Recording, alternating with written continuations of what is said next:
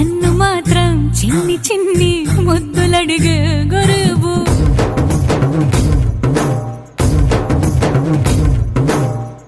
పెద్ద పెద్ద పనులు ఎట్టే చక్క పెట్టే మగాడు, వాడి చొక్క ఎక్కడుందో వెతకమంటాడు చూడు. బయటికి వెళ్ళి ఇద్దరెందరినో ఎదిరించేటి దొరగాడు, నేనే తనకి ఎదురెళ్ళకుండా బయటికి వెళ్ళరు సేవాడు.